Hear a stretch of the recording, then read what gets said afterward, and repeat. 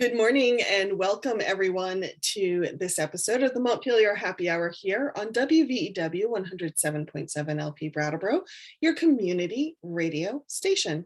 This is the show where we talk about how everything in Montpelier shakes out for the rest of us. So glad you can be here.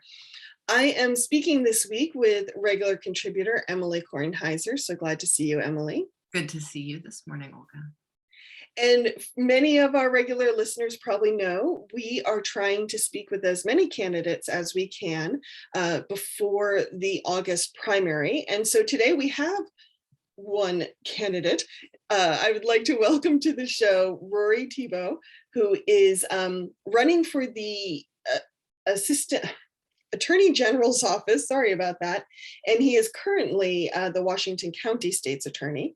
And we're so glad you can be here this morning, Rory. Thank you for joining us. Thank you so much for having me. Emily, you and Rory went back and forth a little bit on talking about policy and kind of what policy we want to focus on right now. And I'd love you to put that in context for listeners. Yeah, sure. So we are talking to all the candidates, but being the Montpelier Happy Hour, we still wanted to go deep geek into the policy considerations. And I think, and this is true for every candidate that I've sort of had correspondence with to set up interviews, people are tending to sort of request as broad a topic as possibly possible, because that's what you want to do as a candidate, is like hit the breadth and the talking points to really get your points across to listeners. And so we were sort of going back and forth about criminal justice reform and what that meant, and a little bit around the edges of that. And I asked that we could talk about criminal justice reform in the context of opioids in Vermont. That's something that I hear the most about from constituents. It's something that seems one of the hardest issues to navigate in the legislature, partly because of just all the different jurisdictions that it hits upon.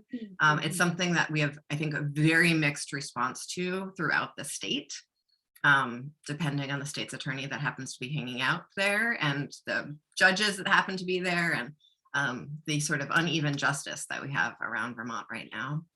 And so thought that would be narrow enough for us to dive deep on. And then I had a really sad conversation last night with someone at an event. And so I'm probably going to bring that into the room too a little bit as we move forward. We also, the legislature did some really pretty solid work on opioid policy this session, really near the end there. And then the governor vetoed most of the bills. And so we're really going to be starting from scratch again in January, and with a new attorney general to be our partner in some of that revision. And so looking forward to hearing your thoughts on all this, Rory. But the other thing I would say that I think is really interesting for listeners about the AG's office in terms of sort of policy making is that there's sort of what the AG's office actually does on a day-to-day basis, and sort of what their role is in the makeup of state government, which I think is a really important part of this. And then there's sort of this secondary piece that the AG's office plays in terms of policy making, that they're often just sort of brought in as another advisor in the policy making process. And in my time in the legislature, given that the administration and the governor's office was from a different political party than the majority in the legislature, we often really looked to the AG's office as sort of like another within the party champion for some of the issues we were moving forward. And so that's an interesting sort of piece of the puzzle. There's sort of what the AG's office has actual power over, and then there's the ways that the AG's office can show up as an ally in the policy making process. And so those are sort of the two different pieces that I'd love to dive into today in this conversation. But I think, Olga, don't you have like a kickoff question for Rory? I do have a kickoff question for you, Rory. And it's one we're asking all the candidates. And I see on your campaign website that you have volunteered in your community for many, many years, for example, serving on the Cabot School Board. But I'm curious, given all the ways that you can serve your community, why have you chosen this elected position? Yeah, that's a great question. So just to start with, I mean, my entire professional career thus far has been really dedicated to public service. From the time of law school, my first job out of law school was actually a brief period of time working for the Senate Veterans Affairs Committee in DC before my active duty service with the United States Army began. So as a judge advocate, I did administrative and civil law, criminal defense, prosecutions, and operational and international law. So I had a really wide array of experiences that were, all relating to public service and serving, the U.S. government in that capacity. When I got back here to Vermont, I stayed in public service as as first a deputy, then a chief deputy, then an assistant attorney general, and then finally now a state's attorney. But really, I think what's more interesting and probably more fun is being attached to a small community like Cabot. So Cabot's a rural community. We have about 1,500 people. We have a very small school system, still K to 12. And I never thought I would get into local politics at the least municipal or town level. And yet the Act 46 process sort of drew me into that, looking at, the school being a pillar of our economic and community, vitality. At the same time, back in 2017, my wife and I purchased half interest in the hardware store in Cabot, Harry's Hardware, and she still remains a co-owner. I've divested myself of that. So, we really dipped our toes into school board, into small business, and then we were also for a period of time soccer coaches for youth soccer here in Cabot. What is unique about each of those things at the community level is, interacting with people irrespective of their background, their socioeconomic status, or their politics. And it really forces you to have a lot of conversations and, find common ground with people who you may politically disagree with. And, so that in that sense, service and being part of the community is really just foundational to our family and how we fit in. And it was one of the biggest reasons why we returned to Vermont and wanted to get out of the hustle and bustle of military life and moving every 2 years.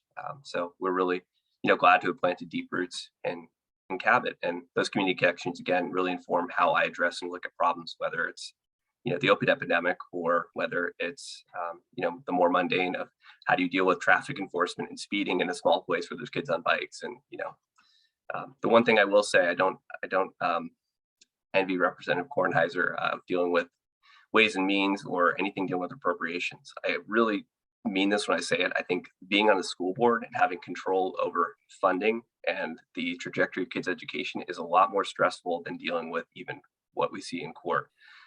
The intersection of money and kids never is without controversy. Absolutely. And as I say to our select board members and our school board members, I couldn't do that. I just want I really appreciate you sharing sort of your background there, Rory. I also want to flag for listeners, Rory mentioned Harry's Hardware, which is actually not just a hardware store. Here on the Montpelier Happy Hour, we do try to have a cocktail of the week or discuss a cocktail of the week. And Harry's Hardware is actually a bar and a hardware store. And Aaliyah Clary from Brattleboro area is very involved in, and I think has been working there and sort of doing stuff there for a very long time. And so, Rory, just want to warn you, at some point in our conversation, we're going to talk about what we think the right cocktail for the conversation we're having right now is. And I think you are particularly qualified to be having that conversation with us. So be forewarned. Well, thank you. Yeah, and I forgot about Aaliyah's deep Brattleboro roots. Yes. So let's as you were talking about Harry's Hardware, from our last conversation we started talking about general stores with Charlie Kimball, and we weren't quite sure what that cocktail would be, and I've been thinking about it all week, so I was making notes while you were talking about Harry's Hardware.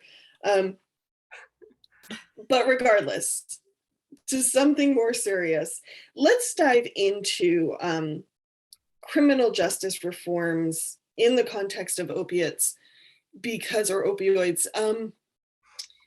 And I thought one thing you said that was interesting, Emily, was that one thing that can make the opiate discussion tough is it touches so many different jurisdictions. Mm-hmm. And I recalled reading, I believe it was something you had written, Rory, on VT Digger. If I have that wrong, I apologize.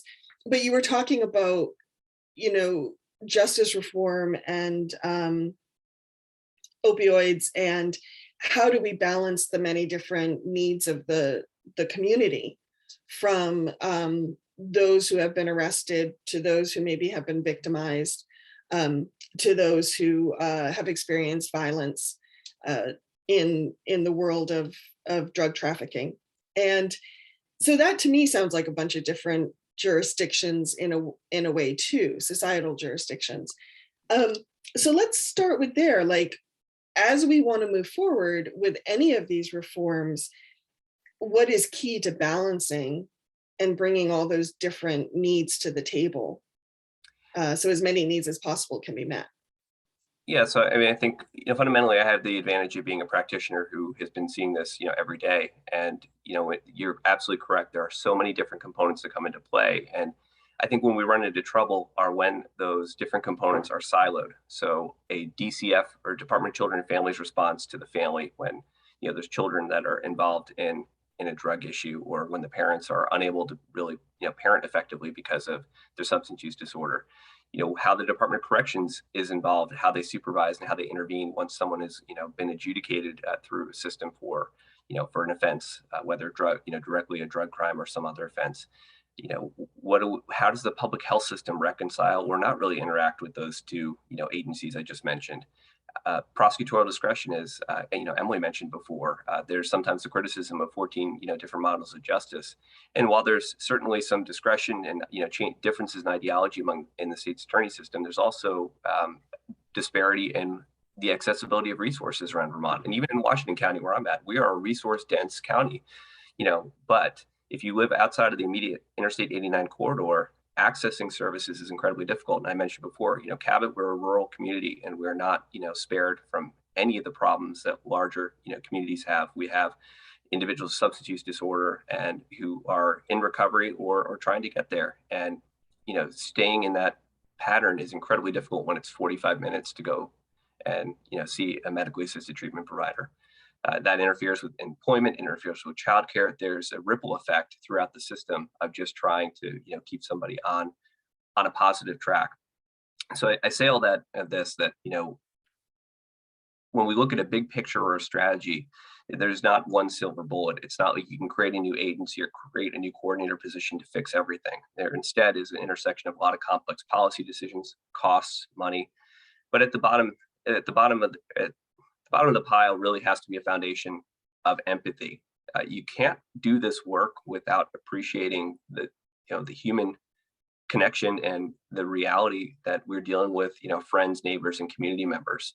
And addiction can hit and strike any household. It hits across socioeconomic lines. And I think that unfortunately we see that there are some people in the community where there is a lot more empathy versus those where there's not. The person who's always been in trouble or the person who's detached from the community doesn't get necessarily the same support, love, or breaks that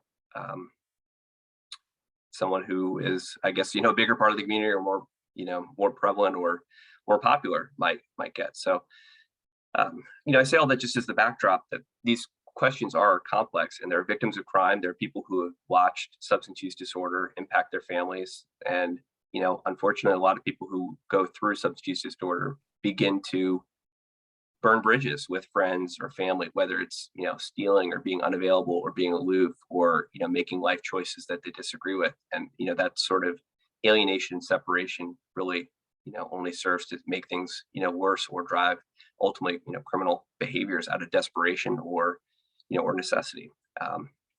So that's all a very grim assessment, but I think where we move from and where we go, requires, I think, maybe beginning to compartmentalize a little bit better, or understanding that, there is no black and white of good and bad, or good and evil, or, good policy, bad policy, or good person, bad person, however you want to break it down. We operate in a world full of shades of gray, and that is that's probably the best way to describe, the opioid issue.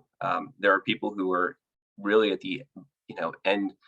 They're end users. They're the last person who's buying, drugs that are on the street, and yet sometimes they may be selling drugs to sustain their own habit.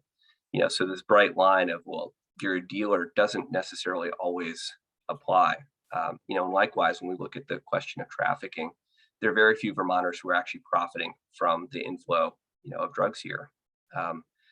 So in Washington County, for example, when I first took office and, for my formal term, I adopted a strategic plan. And a lot of it was really trying to deal with, opiates, and broke down looking at, people who are dealing with substance use disorder, funneling them and supporting them through treatment and reduced outcomes or less incarcerative or less traditional outcomes in the criminal justice system, and really focusing resources on trafficking, or particularly where there is a nexus between sales and gun violence, or the sale and flow of guns south out of the state of Vermont to places like Massachusetts and New York. So I've gone on probably way too long with that answer, but I underscore the complexity of what we're dealing with. Yeah, and we're both pretty comfortable interrupting when needed. I'm particularly comfortable interrupting, maybe overly comfortable.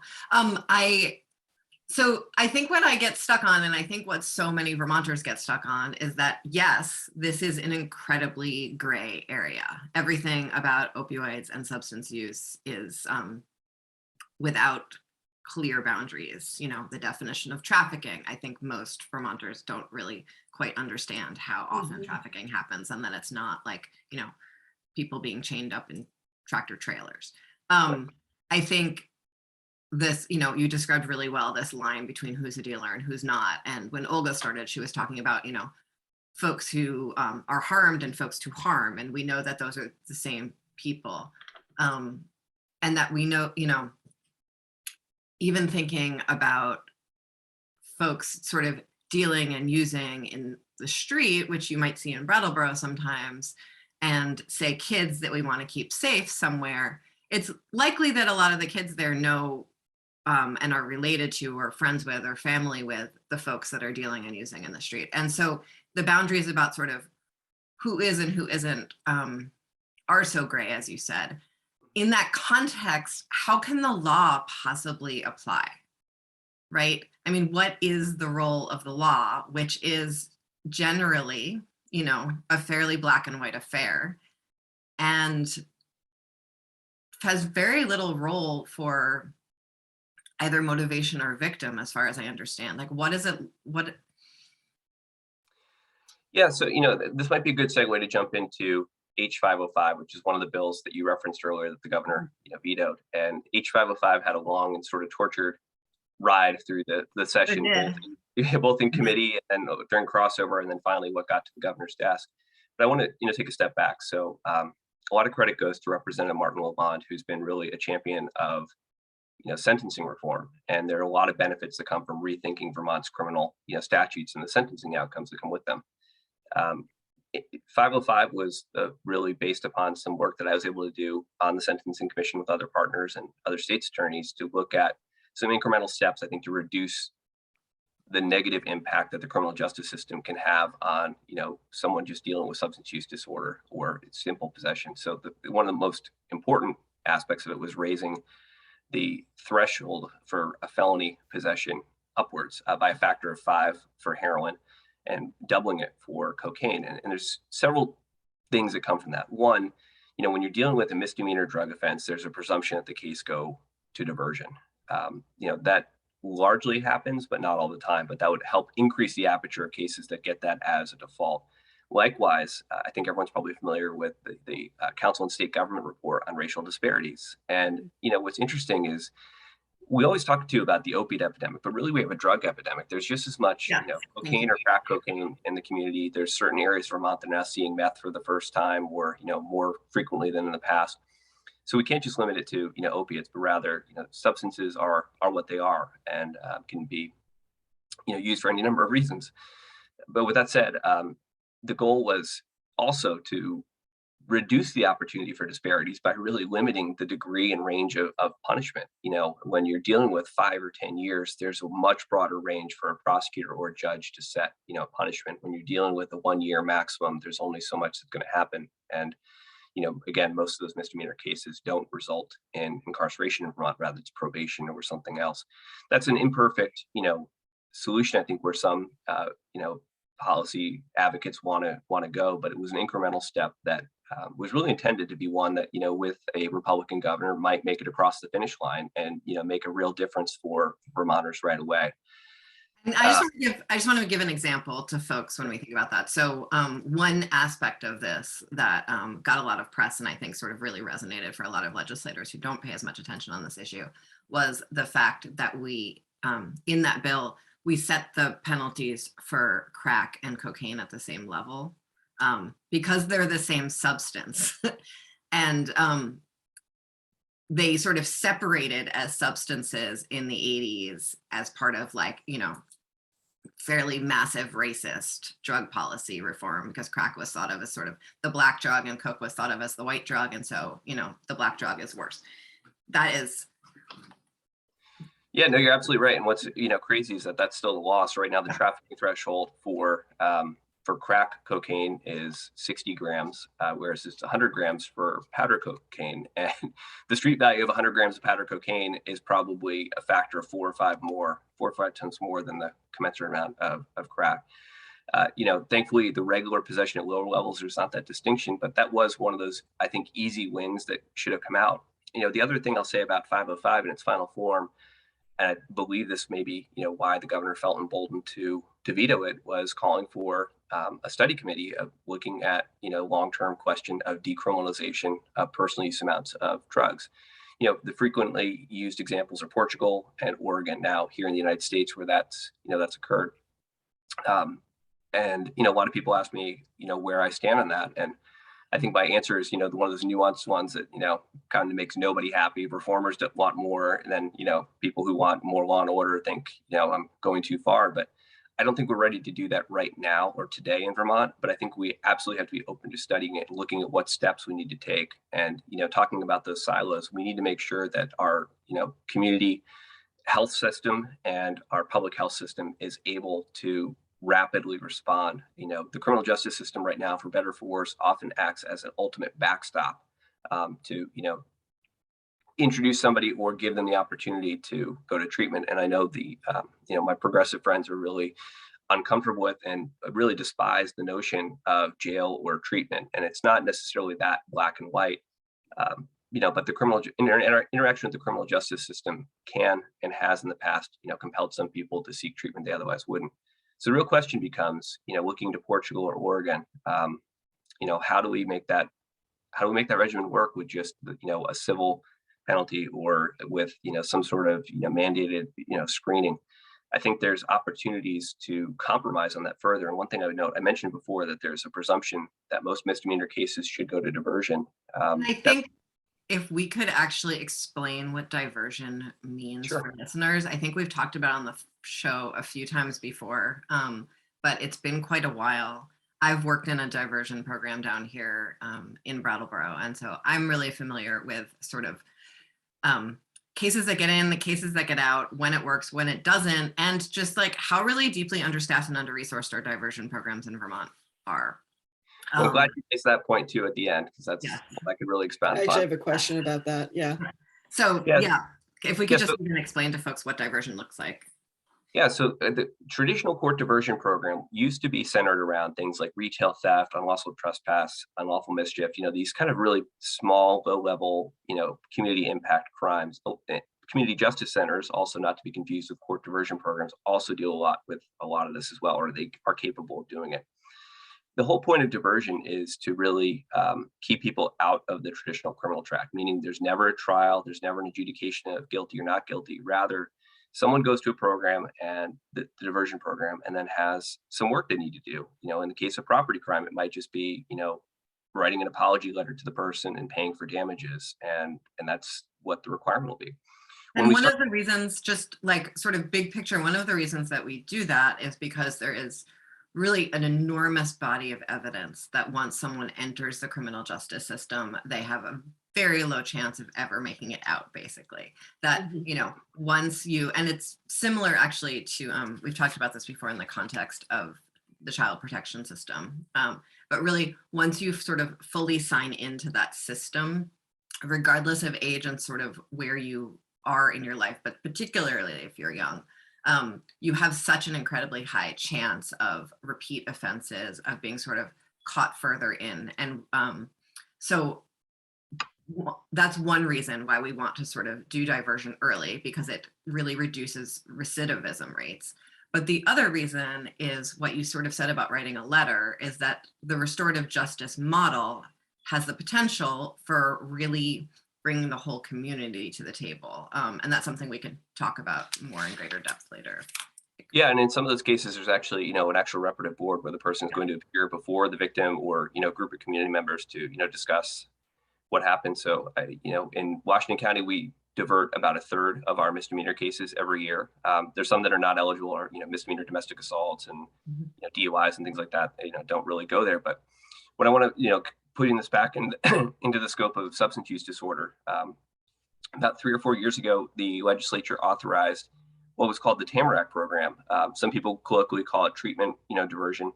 The goal of Tamarack is to have, intake and screening for mental health and substance use, and then, set people up with a provider. And then after a period of compliance or, engagement, recommend that the case be dismissed. Now, so looping that back to the earlier, discussion, I think one area that I would advocate to change is when we're dealing with personal use amounts of drugs, to have not just the presumption for diversion, but have it by default go to diversion, absent, the case being affirmatively recalled or brought back to court by a prosecutor, with the opportunity for the court to weigh in. That will tie the hands of prosecutors and reduce discretion. But at least for, individuals with, a personal use amount, it's vectoring to treatment by default, not by discretion. And I think that's, an intermediate step that is feasible in the short term, would not overwhelm, the system, and is one that isn't as controversial as, full decriminalization. And it might just be one of the stepping stones to get to that ultimate goal. So, okay, so the Tamarack program in all of Windham County, and, Just a time check, Emily, we have like 2 minutes. Oh, let's talk about this after the break. So what I'd like to talk about after the break is what that actually looks like on the ground, and what the public's perception of consequences is. And so what I'll say as a lead-in is the Tamarack program in Brattleboro in Windham County, which is, I think, often has one of the highest overdose rates in the entire state, and is sort of considered the first stop on a major drug corridor through Vermont, has one person working there. Right. Tamarack is staffed by one person who is often someone straight out of college with really very little training to be doing their job. They're, they're just a case manager with a bachelor's in something social sciencey. Often very, very, very nice, very compassionate people with lots of human skills and such, but like not necessarily resourced to the level that they need to be resourced. To the level that we might be talking about for someone who would be holding the tremendous weight of people's lives and the consequences for community that we're talking about here. So, well, you are speaking in a conversation I want to have, and it's certainly a big can of worms, and I can't wait to get on my high horse after the break. So everyone listening here on WVEW 107.7 LP Brattleboro, your community radio station, or whatever platform you're tuning into right now, stay tuned. The Montpelier Happy Hour will return after the break. Welcome back to the second half of the Montpelier Happy Hour here on WVEW 107.7 LP Brattleboro, your community radio station. If you're just joining us, I am your host, Olga Peters, and I'm speaking with regular contributor Emily Kornheiser, as well as AG candidate Rory Thibault, sorry, Rory, who is speaking with us today about 21st century criminal justice reform in the context of opiates and other drugs. Just a reminder to folks, you can find us on wherever you find your podcasts, on BCTV, as well as Emily's YouTube channel and our Facebook page, or even our own website, which is the montpelierhappyhour.captivate.fm. Emily, what do we need to remind listeners of? Well, the views and opinions expressed here on the Montpelier Happy Hour are those of the host and the guests separately from each other, and not those of the radio station or the TV station or any of our employers, friends, neighbors, or pets.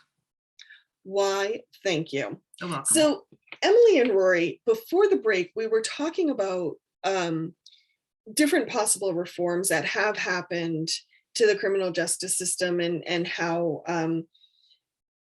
folks are approached who have some kind of drug conviction or arrest. And I think we're going to talk about the Tamarack program in a minute. But what the conversation raised for me is, we talk about wanting to make a lot of changes. And we talk about something like a diversion program to hopefully keep people out of the criminal justice system in general. However, my question came up was, are these programs, however, resourced enough? And are the people who are working in these programs resourced enough so that these reforms can actually take root in a positive, productive way? And from what you were saying, Emily, about the Tamarack program, it kind of sounds like maybe no. Yeah, no, 1% for all of that. And so what I hear and see is, I see a lot of Vermonters saying we have this problem, and what does it actually mean to send someone to diversion? Like, it's, and so I talk to constituents who say, like, it's just a slap on the wrist and it doesn't do anything, and people are still in the streets, and where are the consequences? And then at the same time, everything that I know about addiction and prevention and like really deep policy around drug use, we talk about sort of, the catchphrase is the opposite of addiction isn't sobriety, it's connection. And by incarcerating, a quarter of a community or members of a community or members of a family, we in fact then separate people from community, we separate them from connection, and we create generational propensities for addiction. We create situations where when people re-enter the community, they don't have the connections that they need in order to both contribute and just not relapse or reuse in a way that's damaging to the community. I think there's a lot of ways that people can use substances that aren't damaging to themselves and the community. And so we know that sort of science-based and ethical base for restorative work around substance use. And we've tried to create this corner of our law of diversion that's supposed to do something that meets that, but it's under-resourced in such a way that it can't actually even create that connection, I don't think. And so I'm curious,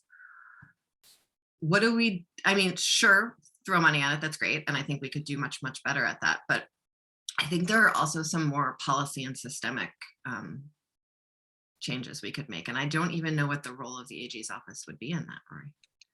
Well, the great news is I think a lot of people don't realize this, but the entirety of the court diversion and Tamarack program is overseen and part of the Attorney General's office. So, I'll say this: Willa Farrell, who is the head of the court diversion program in Montpelier, amazing. Yeah, she is amazing, and I think, unfortunately, I don't think people have necessarily been, listening to the plea for more resources and more help. Despite in 2017, the legislature moved to make diversion presumptive in a number of cases. And since then, fortunately, the number of referrals from prosecutors has increased. That forcing function and presumption did what was intended, which is keeping more low-level cases, not just drug cases, but lower-level offenses out of the traditional justice system. And you look at our backlog right now, I can't imagine how much worse it would be without partnerships with those programs. But again, we talk about regional disparities. The quality and services available to these programs does vary. It's contracted out. It's not a state, based system. So you have different community, providers that fulfill this role. The other point is this: in that time of rapid growth, the resources have not grown commensurate with the caseload or the complexity of cases. If the idea is we're sending increasingly high risk or complicated cases to these programs, then we need to commensurately have people who are capable and prepared and resourced to deal with higher need, higher risk individuals. Washington County is fortunate to have an adult drug treatment court. That is a wraparound program with a dedicated coordinator, with the integration of mental health, with the integration of substance use treatment providers, and of course the judge, a prosecutor, and defense counsel. So there's a whole unified team and a meeting each, every other week of 12 people focused on, between 20 to 40, people in our community. That's the level, the fall off then is not quite going off a cliff, but the fall off then to just relying on, community partners or the Tamarack program is significant. So Emily is absolutely right that there needs to be a reconciliation of our policy intent with our, resource realities. Now, at the same time, I know, in Brattleboro, you are no stranger to issues with workforce and, particularly qualified workforce, whether it's mental health or healthcare.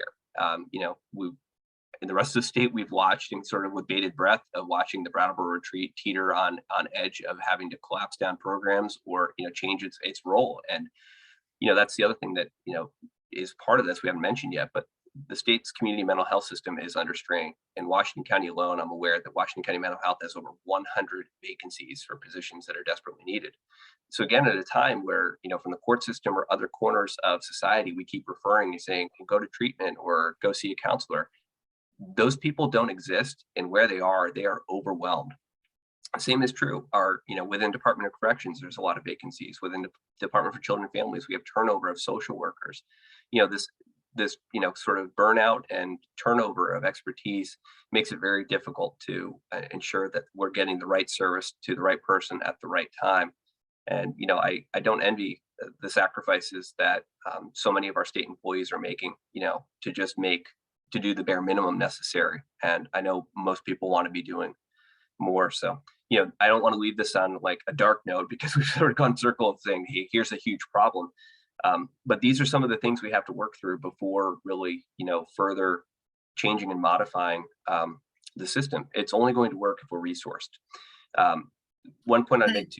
Oh, sorry. Sorry. And so I just want, when we talk about defunding the police as a catchphrase, that sort of includes this much larger system of decarceration. And it's not that you just take money from a system, it's that you are investing money in another much broader prevention system. And we've talked about this on the show so much, what it means to actually invest upstream. And so, we started a process in Vermont called Justice Reinvestment 2 years ago, many years ago, but we really sort of named it and owned it 2 years ago. And the idea is that you save so much money by not actually having to put people in jail, incarcerated in prison, and you use that money instead to invest upstream in exactly the programs that we're talking about. But we don't have a closed budget loop where, every dollar gets returned. We say oh, we don't have to spend as much money on our, correction system. Let's, do something else with it. And it's not as if we were putting enough money into our correction system in the first place. So we could keep our budget for corrections exactly the same as it was, reduce the number of people who are incarcerated by 90%, and still not necessarily have sort of the fully resourced systems we're looking at. And so this idea that we need to really fully invest in multiple pieces and legs of our stool and our system in order to create the kind of thriving, healthy communities we want to, is really hard for us to wrap our heads around in a legislature where we're each in our own little policy buckets. Right.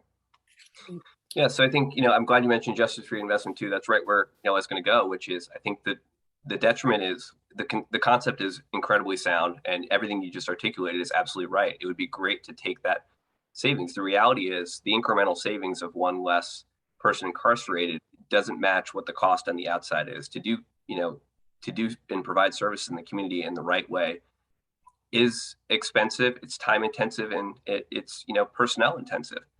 The other issue I'd say, looking at our incarcerated population, DOC's budget is really saddled by maintaining small and inefficient legacy prisons, whether it's Marble Valley, Chittenden County Regional facility, or St. Johnsbury. They were designed of a model of justice that doesn't exist anymore. They were places where people would go and do short stints for DUIs and and do work crew and work camp on the short term. And instead, St. Johnsbury, for example, is where most, individuals from Washington County go, men go if they're incarcerated.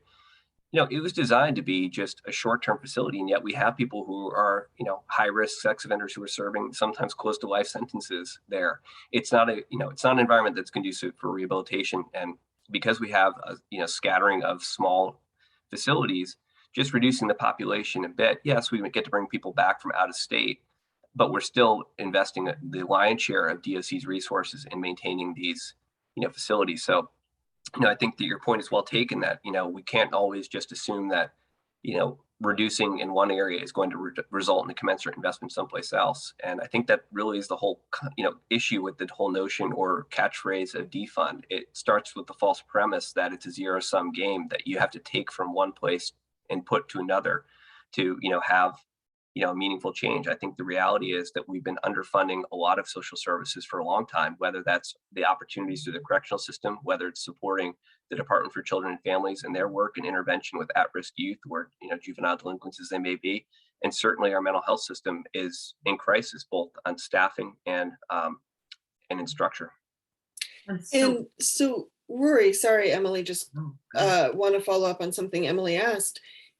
To make these changes, what would be the AG's role in making some of these reforms? Yeah, so I think we started, the conversation today with Emily correctly pointing out that there's, I'll say this on the campaign trail, a lot of people ask, what is it the Attorney General does? And, really 80% of the work is just doing the day-to-day legal work on behalf of the state of Vermont, whether it's representing the state in, different lawsuits or defending the state in lawsuits. But everyone is interested in the policy end, and the Attorney General has a really outsized voice and role in the process. You can't flip through the pages of a bill proposing a study committee without seeing a representative from the Attorney General's office there. Joint Justice Oversight, the Criminal Rules Committee, the Sentencing Commission. Go down the line of the working group right now looking at whether Vermont should have a psychiatric forensic facility. On each of these, really critical bodies, the Attorney General has a designated representative and a voice, and bringing in, I think what's legally possible with what is fiscally or programmatically possible, is huge. So that's where I think experience and leadership in the system really is integral, and that voice can, be one of leadership, especially when, the administration may not be rowing in the same direction that the, legislature wants to go in. So, Emily's point on that was well, taken as well. And so that bully pulpit on policy is one of, I think, the most interesting roles and responsibilities of the Attorney General. And, looking back at the last three Attorney Generals, there's been varying degrees of priorities and, how zealous people are in those different, working groups. And, Attorney General Donovan definitely had areas in which the Attorney General's office was very active, and others where, it was more of deference to other, agencies and organizations. I think that everything we're talking about here today fit for me in an area I'm passionate about, which is really community wellness beyond just whether we label it mental health or substance use disorder. The reality is we need to invest heavily and really think hard about how to best deliver our social services. And, again, I'll loop back to Cabot and being in a rural community, and a lot of Windham County is rural as well. Outside of Brattleboro and Bellows Falls, accessing services is difficult. If someone is coming in from Townsend or Grafton or Athens, it's not easy. And, I think that we need to be doing more. And I'll bring up another bill that I'm sure, you guys are familiar with, which was H728, which was, going to break down or increase some of the barriers to one, studying overdose prevention sites, but also doing a lot that was short of actually establishing such a site, including clean needle exchanges, or reducing the barriers for insurers to send somebody to, inpatient treatment or to initiate counseling and clean needles, any number of other. Or even just like mobile treatment facilities. Well, and that's exactly where I was going. There's sort of the joke of the Butte bus or the methadone bus, but I look at a place like Cabot, and it would be fantastic if that service was delivered here and then went on. And I think the same thing too of, some of our court systems. We have a lot of discussion about specialty courts, so only 3 of our 14 counties have access to a treatment court. And again, treatment court is not a be all end all that every person with substance disorder fits into. It's really a specialized group of people who have sort of not succeeded in the traditional system and face, significant penalties. It's mostly not, drug crime, it's related things of, grand larceny or, really, big burglaries, other, big things that have had an impact. But can I jump in on drug?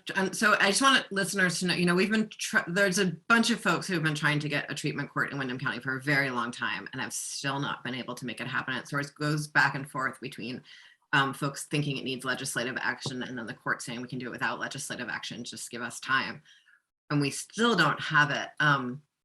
I think one piece, and we talked to Kelly many months ago. Kelly Green, yes. And something that Kelly talked a lot about, and I think this is when we all started sobbing in that particular conversation, was when we talk about sort of the complex cases that need to go to drug treatment court, I think folks working in the system are aware that there are a lot of folks in our community who are not, because of the complexity of their lives, navigating the court system in a way that they're actually going to have their legal rights protected and respected is impossible.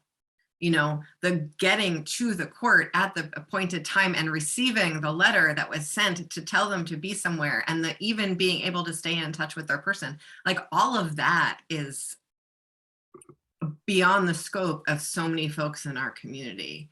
And when we set up systems that really accommodate that and people in that system understand that and are resourced for that, I think that makes a really big difference in people's ability to interact with those systems.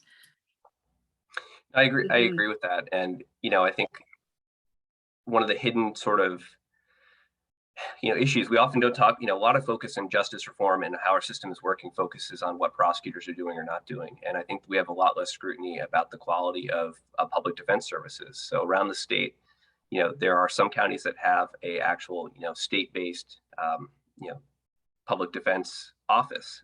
Others have firms that provide that on a contract basis. And then there's a slew of other counsel out there who are what are called conflict counsel. And in Washington County, we've seen some really great conflict counsel come and go. Thankfully, our homegrown public defense firm that has the contract is fantastic and has had it, for a generation. And they're really, the three attorneys who do that work are really amazing and work with people and meet them where they're at. But where we see issues is when there is a conflict and they have to be passed to another attorney, frequently people get lost, or that connection or the momentum that was built is then gone. So, I agree that is, it's an issue, and I don't have a solution on how to really, deal with that. But turning to treatment court again, the three courts we have are predominantly federally, funded, grant funded. And I think we've never been able to identify or secure a state-based funding stream, which in my view does contribute to the issue of disparity. It is complicated to set one of these up. You can't just wave a wand. There's a whole lot of connections and community buy-in and partnerships in the community that are really integral to, to have as part of that treatment team. I think that nevertheless, we can be more creative. And I think we also are at the point where if we want this to be a statewide option, we need to then think about, designating a judge for the northern half of the state and the southern half of the state, because really not every judge has the persona or demeanor to work with this population. And I will say the judges that have passed through Washington County that have done this, Judge Mary Morrissey, Judge Kevin Griffin, and Judge Sean Pack, are all people who had extensive experience in the criminal justice system, two as defense counsel, one as a prosecutor, and bring that, empathy I was speaking of and understanding of meeting people where they're at really to the table, not just for treatment court cases, but across the board.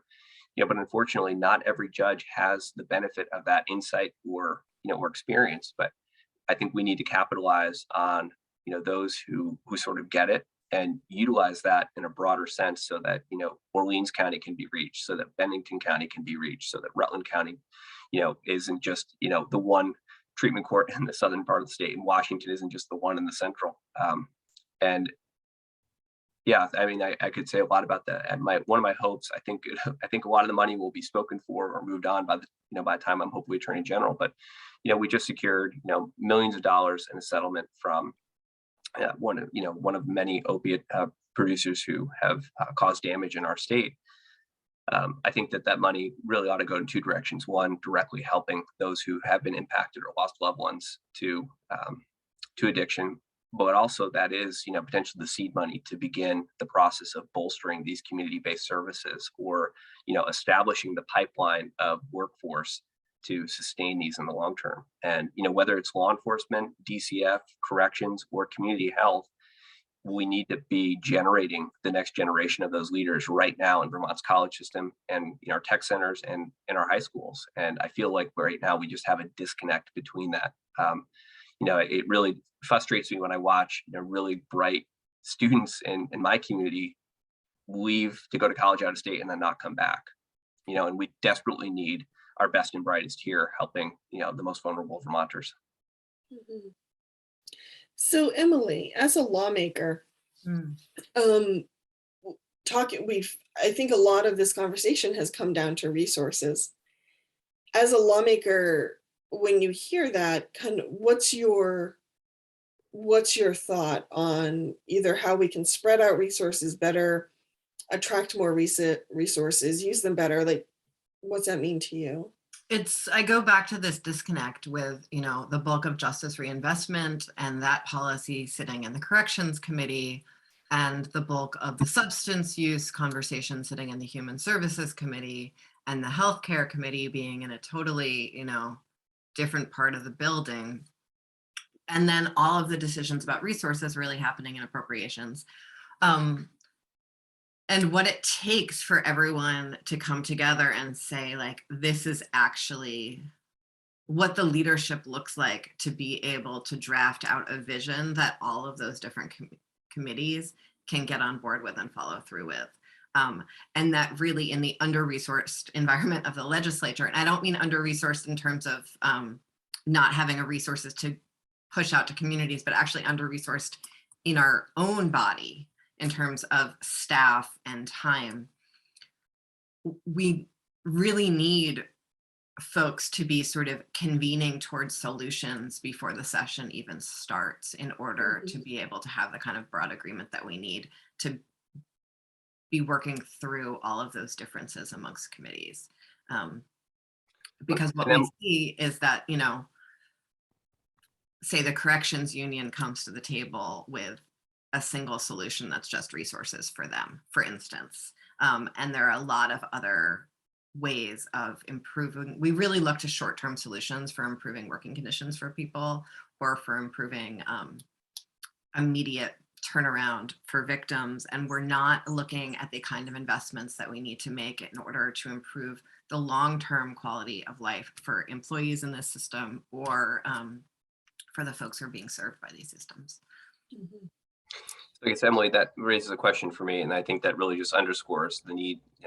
We have a citizen legislature that's not in session, all the time. Although I know you're all working even when you're not in session, but it just strikes me this is the type of circumstance where an attorney general or a key leader in the administration should maybe grab the bull by the horns and come to the table with something more comprehensive than just, again, these silos of, well, corrections committee should do this, GovOps should do this, judiciary should do this. Yeah. Mm-hmm. So we have just a few minutes before the end of the show, Rory. So I want to jump to the other question I've been asking all the candidates who come on the happy hour. And that is, if you could enact one policy, doesn't have to be a silver bullet, but one policy that could make Vermont work better for everyone, what would it be? Well, I almost want to dodge the question in two ways, because, on one hand, the attorney general, is really a policy and enforces the law, so I think what I might say here, doesn't necessarily relate to my, job. It's something that would be more of a legislative, mandate. But we danced around this topic a lot, but really, and I know it's, the buzzword of the day, but workforce development and, making Vermont an attractive place for people to live, work, and, and be part of the community. I think that we had a near success a few years ago of having the implementation of paid family leave for which would encourage young families to actually start a family in the first place.